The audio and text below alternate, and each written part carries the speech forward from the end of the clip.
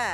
ए मौसी, जो भी कहना है जल्दी कहो ना, हमरे सर पर बहुत काम पड़ा है। ला, हम खाली बैठे हैं का? हमको भी काम पड़ा है। हम ये बता रहे थे। नहीं नहीं, हम पूछ रहे थे। क्या पूछ रहे थे? वो तुम्हारा वो जो है, वो क्या कहते हैं उसे? अरे तुमको क्या काम है मौसी? तुम्हारी बिटिया तो गई है तुम्हारी मौसी के यहाँ, और तुम्हारा भाई गया है गोलागंज। या हमरे पति और हमरे बच्चों की हमका सेवा करनी पड़ती है। हाँ सुनो सुनो सुनो, पति से याद आया हमको। तुम्हारा पति मुकुंदी तुमने लिए पिया की प्यारी लाया कि नहीं? ए मौसी, का है? पूछ रही हो कि चिढ़ा रही हो? चिढ़ा रही हो कि चढ़ा रही हो? चढ़ा रही हो कि सुना रही हो? ना ना, सुना रही हो कि जला रही हो? जला रही हो कि तपा रही हो? ऐसा हो जाओ, हम कहाँ चिढ़ाएंगे, हम बस पूछ रहे हैं। नहीं लाया है पिया की प्यारी है? नहीं, चुकू के पापा हमरे लिए पिया की प्यारी साड़ी नहीं लाए। पड़ गई कलेजे में ठंडक। हाँ ना ना, घुल गया गुलकंद। अब बाजी करो बंद। ऐसा हो जाओ, का हो गया है इंदुमती? ओहो, हम प्रेम के बीज बो रहे हैं, तुम हो कि बबूल उखाड़ रही हो। ये क्या बात हुई है? अरे सब समझते हैं मौसी। क्या समझती हो बेटा? सब समझते हैं हम भी। क्या हो गया है मौसी? दोनों काहे गला फाड़ फाड़ कर चिल्ला रही हो? देखो, ये चिल्ला रही है तुम्हारी बहन इंदुमती। हाँ देखो, हम पर ऐसे ही लाल पीली हो रही है। अब मुकुंदी इसके लिए लाल साड़ी नहीं लाया है ना पीली लाया है। हाँ? हम तो ऐसे ही पूछ रहे थे जैसे तुम्हें पूछ रहे हैं। लल्लन जी लाए क्या पिया की प्यारी? या वो भी नहीं लाया है मुकुंदी की तरह? अरे मौसी, लल्लन जी साड़ी का शिकोहाबाद लाए कि नहीं, वो छोड़ो। कहे? तुम ही बताओ कि तुमरे वो दामाद बीजी पांडे वो सुरीली के लिए पिया की प्यारी साड़ी लेकर आए कि नहीं? हाँ? अरे बीजी पांडे साड़ी लाएगा हमरे सिंघट्टे से। है? उसके बस की नहीं है साड़ी वाड़ी लाना। दुनिया तू बेफाम कानपुर है, चुप ही रहो। बीजी पांडे नहीं लाया तो क्या हो गया है? ये तो बताओ, तुम्हारे गुड्डू जी लाए हैं क्या पिया की प्यारी? बात कर रही है। ये देखो देखो, मिर्चा कितनी चुप खड़ी है खिला खिला मुंह लेके। हाँ हमें पता है, सुत्ती लाया है, खरीदवा के दिया है पिया की प्यारी। अरे मौसी, नहीं खरीद के दिया है तो क्या हुआ? खरीद के दे देंगे। और वैसे भी जब तक हमरे समोसा खरीद के नहीं देंगे ना साड़ी, तब तक तुमको क्या लगता है हम चुप बैठने वाले हैं? नहीं बेटा, खड़े तो हो। है तो हम भी कहाँ चुप बैठने वाले हैं। हम भी चुकू के पापा से पिया की प्यारी साड़ी खरीदवाएंगे ही। हम भी लालगंज के पहलवान लाल सिंह की बिटिया है। हाँ देखो, तो तुम भी सुन लो इंदु, तुम भी सुन लो मौसी। तुम दोनों भी सुन लो। हमरे लल्लन जी ने तो हमसे कह दिया है, चाहे कोई और साड़ी खरीद के इटावा से इलाहाबाद और हैदराबाद से सिकंदराबाद हो जाए, लेकिन वो हमको पिया की प्यारी साड़ी दिला कर ही रहेंगे। हाँ, हमरे सिंघट्टे से। अरे काहे झूठ बोल रही हो लल्लाइन? सबके पति गुड्डू जी जैसे नहीं होते लो जो अपनी पत्नी का दुखी ना देख सके। हाँ, तो हम झूठ का झारखंड और तुम सच का बुंदेलखंड। क्या बोल रही हो? सोच समझ कर बोला करो।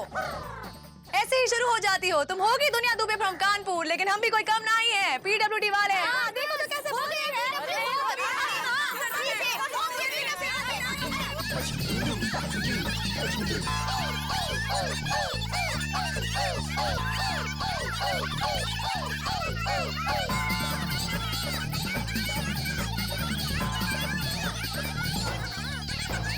एलिजा, ये सही नहीं हो रहा है। आपस में हमेशा प्रेम प्यार से रहने वाली ये सब नारी लड़ रही हैं, जिसकी जड़ है वो साड़ी, जिसका नाम है पिया की प्यारी। हाँ चौरसिया, समझ में नहीं आ रहेंगे कि ये साड़ी हैंगी कि पहाड़ी हैंगी जिस पर हर कोई चढ़ना चाहता हैंगे। लेकिन हम पता करके रहेंगे कि ये कौन सी संक्रामक साड़ी हैंगी जिससे फैली ये बीमारी हैंगी। Busy busy busy busy busy Pandey.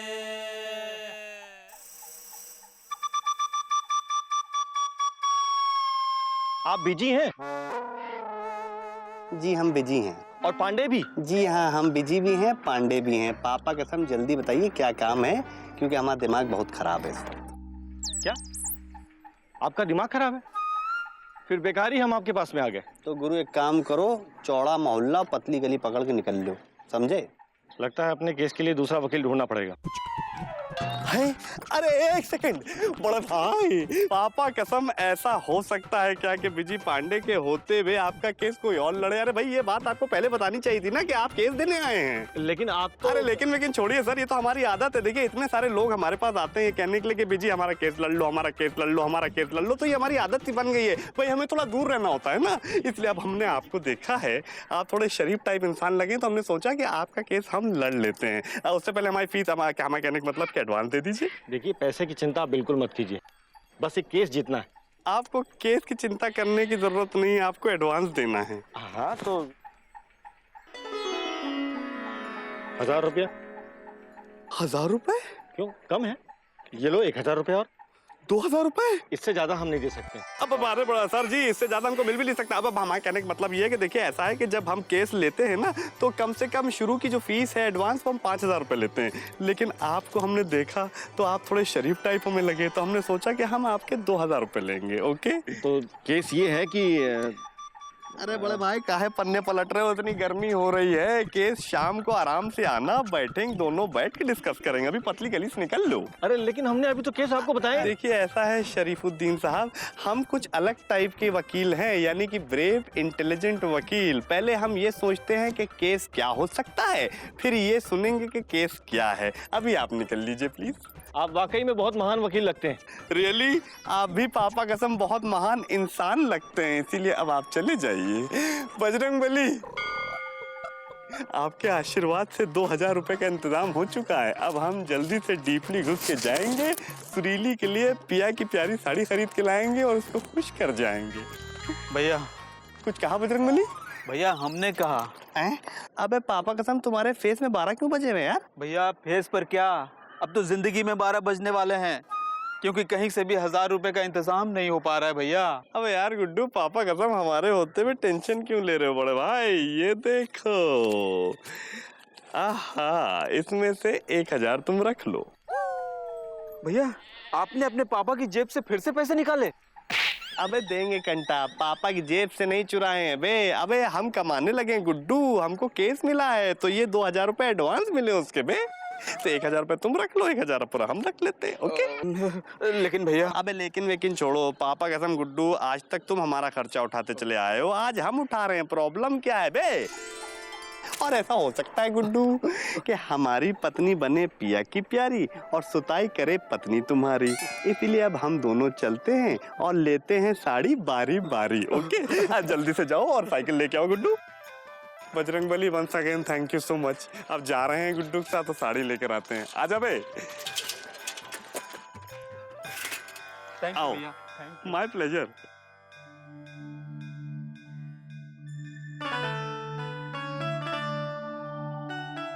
अरे लल्लन जी मुबारक हो।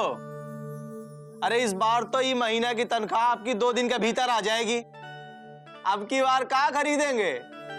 Washing machine? अरे चुप रहिए मिश्रा जी, अब तो हमने कान पकड़ लिया है। अपने घर को धोबी घाट थोड़ी ना बनाना है जो वॉशिंग मशीन खरीद के लाए। अरे फिर से पूरे का पूरे लापतागंज हमारे घर में कपड़ा धोने आ जाएगा। तो एक काम करिएगा लल्लन जी, अब की बार ना भाभी जी के लिए कुछ खरीद लीजिएगा। लल्लन जी। अरे खरीदना तो है, वो भी 1000 रुपए की साड़ी। पर अगर अपने जमा पूंजी में से 1000 रुपए निकालेंगे तो बैंक से इंटरेस्ट कम मिलेगा। पर साड़ी तो आज ही लेनी पड़ेगी, क्या करें? हाँ, काहे ना हम मिश्रा जी से ही उधार ले ले, ताकि हमें अपनी जमा पूंजी भी खर्चनी नहीं पड़ेगी और हम मिश्रा जी को धीरे धीरे चुका देंगे। हाँ। अरे लल्लन जी, अरे भाभी जी का नाम सुन के इतनी गहरी सोच में कहाँ डूब गए हैं? हाँ? कुछ बोलिएगा नहीं का? हमसे किसी ने कहा ही नहीं। अरे लल्लन जी, तो हम कह रहे हैं ना, बोलिए। हाँ आप बोलते हैं।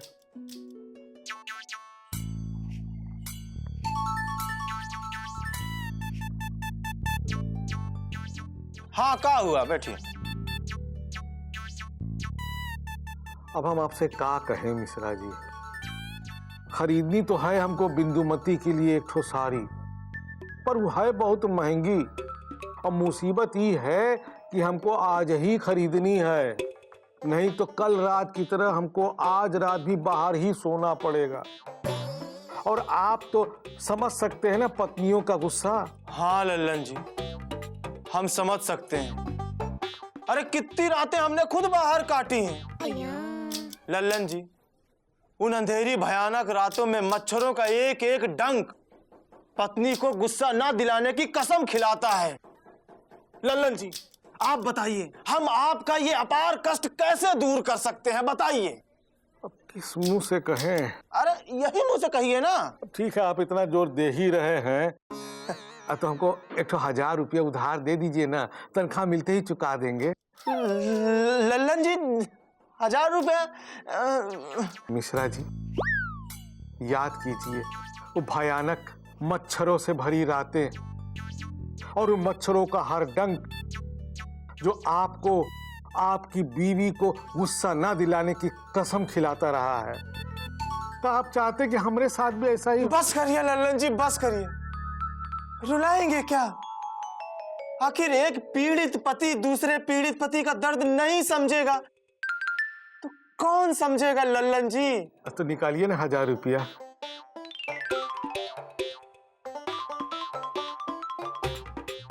हजार? हाँ मिश्रा जी तनख्वाह मिलते ही हम आपका पैसा आपको लौटा देंगे। भगवान आपको मच्छरों के काटने से बचाए है। धन्यवाद। हे प्रभु, लल्लन जी की गृहस्थी की रक्षा करना। अरे क्या हुआ बहनों जी, क्या हुआ? अब तुम अपना काम करो। अरे आए हैं, क्या हुआ? कहाँ से आएंगे पैसे? अगर मिर्चा को साड़ी नहीं दिलाई तो वो धूप में हमें साड़ी की जगह टांग के सुखा देगी। धमकी देकर गई है कि मसाला कहीं होगा और समोसा कहीं।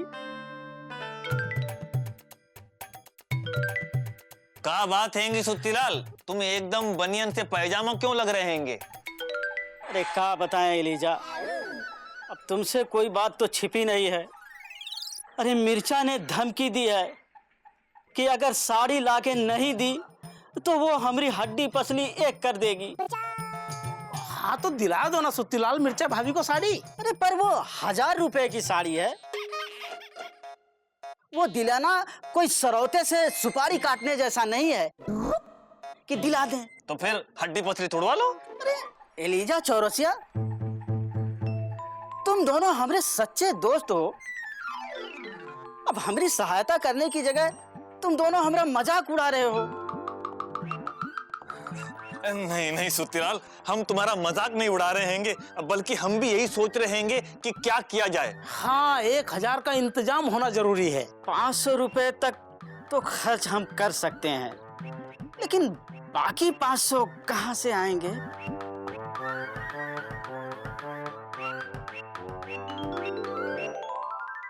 एलिजा चौरसिया, कहते हैं मुसीबत में दोस्त ही दोस्त के काम आता है, और आज ये बात सच होने जा रही है। का तुम्हारा क्या मतलब हैंगे? हमारा कहने का मतलब ये है कि तुम दोनों का उधार मिला के अब 500 से ज्यादा है। अब तुम दोनों ऐसी मुसीबत में अपना अपना उधार चुका दोगे तो हमारी सहायता हो जाएगी। अरे लेकिन वो अब ना मत करना, हमारी जिंदगी और मौत का सवाल है, बहुत बड़ा बवाल है।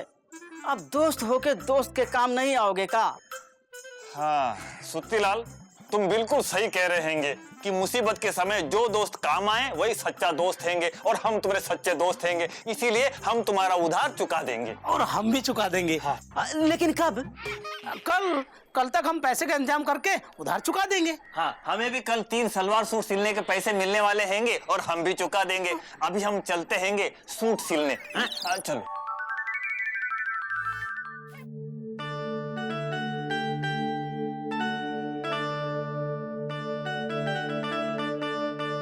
मुकुंदी बाबू, ये जो नए खाते हैं ना,